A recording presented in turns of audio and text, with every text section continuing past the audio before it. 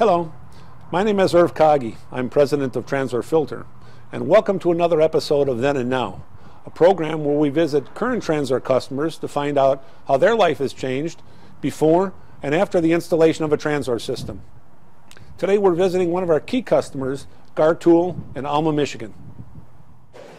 We're meeting today with John Lapine, president of Garr Tool. And John, it's nice to see you again. Good to see you, Irv. Great. Welcome. Thank you. Yeah. John, maybe you can tell us a little bit about the history of Garr Tool. Sure.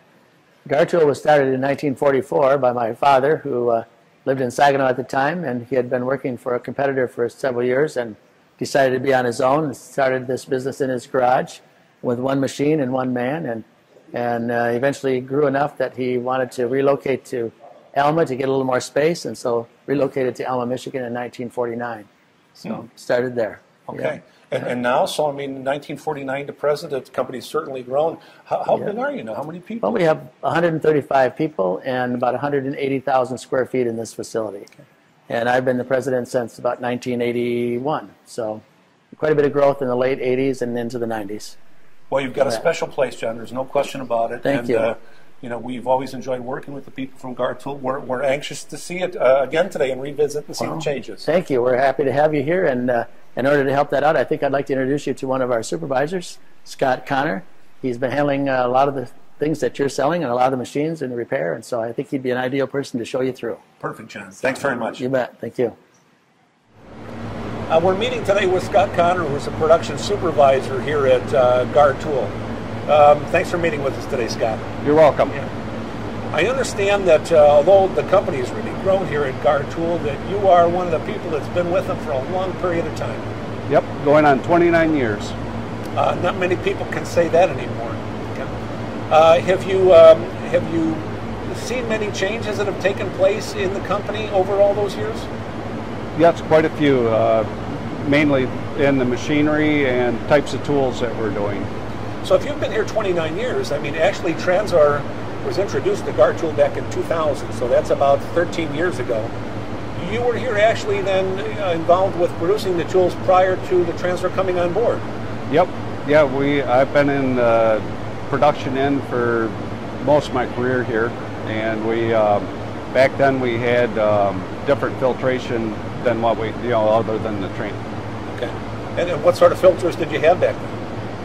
We had a cartridge type filter, and we also had a centrifuge, which had some drawbacks. The cleaning of them was quite extensive. So in terms of the cartridges, I mean, they normally filter to about 5 microns nominal. What was your experience with them in terms of maintenance and downtime? Just having to shut the system down to take the cartridges out, then disposing of the cartridges. That was a challenge at times. So what was your thinking when you first heard about, Transor and 1 micron filtration? Did you have any thoughts about it? Made us nervous right at first. From our past experience, we were thinking that it may clog up or we would have problems with it. Okay. And I know that you had a unit in here that you evaluated for a period of time before you decided to go and move ahead, and now you've got, how many Transors do you have now? We have around 47 units now. 47, okay. And those units, they handle how many machines each one on average, would you say? We, on average, 2 to 3, and we do have up to 5 on some units. Okay. Yep. So what was your experience then when you switched from cartridge and centrifuge systems to Transor's 1 micron filtration? What did you notice? The first thing was how clean the oil was and the cleanliness of the machines. That's one thing at this company, we try to keep it as clean as possible. Carbide, it's a very dirty product, and it's hard to believe that it comes that clean. I mean, it's very difficult to go and filter because the particulate is so small and so fine and so abrasive. It's not easy to do. Okay. But so I mean, you had it here, and obviously you didn't have to replace the filter cartridges because the elements are cleaned automatically. Okay. Right. But what other maintenance benefits did you experience? Did you reclaim the carbide? Yes, we do. In fact, these days the reclaimed carbide, it's nice to have it clean. There's no filter media or anything in with the carbide, so it's easy to get someone to purchase it from us. Right. I mean, a lot of people have mentioned that because that's almost like free money. Yes, it is. Were there benefits as it relates to machine life expectancy and maintenance on the machines? Quite a bit. Wheel life, we didn't have near the loading of our wheels, and just not having the carbide around moving parts, it just saves on wear. Carbide's a very abrasive material. Okay. Was there any improvement in terms of cycle time? Yes, we did see that, and also with the Transor we had the chillers, which helped out with our tool diameters. Did you have chillers on the machines before? No, we did not. Yeah. Did you find that having the chillers and the 1 micron filtration really impacted the operation? Yeah, we noticed quite a difference right off the bat with that. Well, you've had the Transor for better than 10 years now, and the industry's changed. Garr has changed also. What sort of changes have you noticed in the industry overall?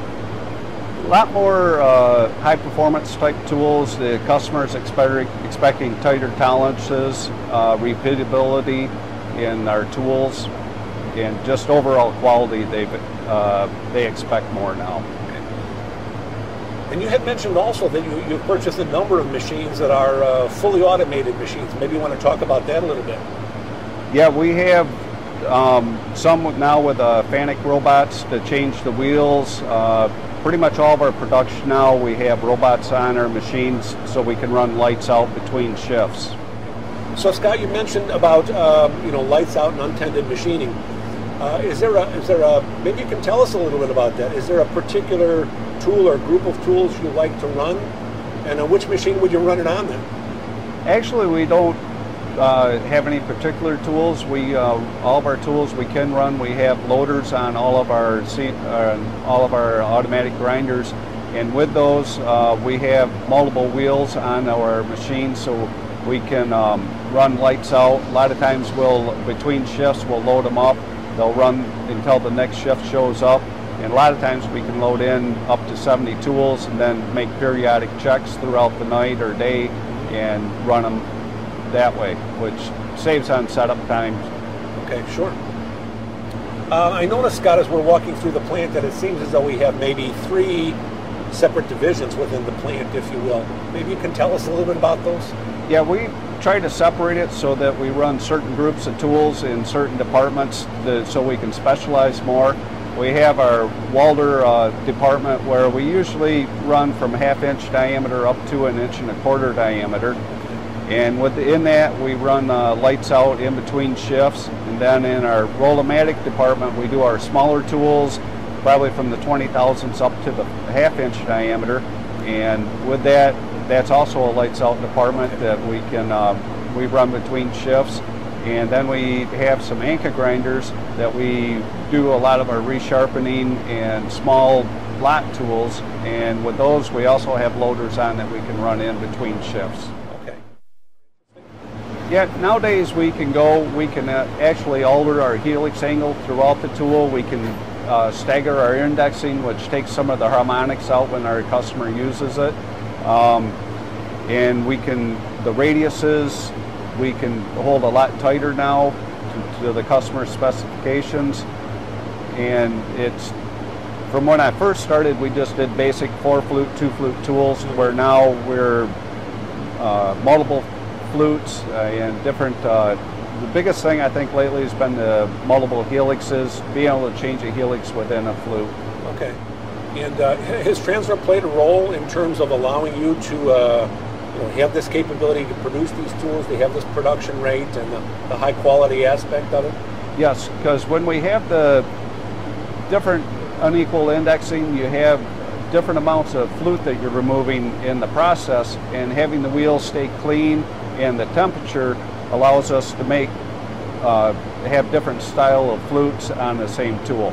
Okay. So it really is a question of the consistency of all the different processes coming together.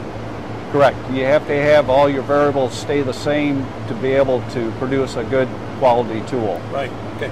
Part to part to part. It's important that you're always machining in the same environment. In terms of temperature and in terms of cleanliness, we have predictable results. Correct. Yeah, because if we have a temperature fluctuation of 4 or 5 degrees, our size will change, you know, a few tenths, and we try to keep everything within a few tenths. We have a very tight tolerance range. Thanks for joining us on this episode of Then and Now, and a special thanks to the people from Garr Tool, in particular John Lapine and Scott Connor. Hope to see you again soon on another episode, Then and Now.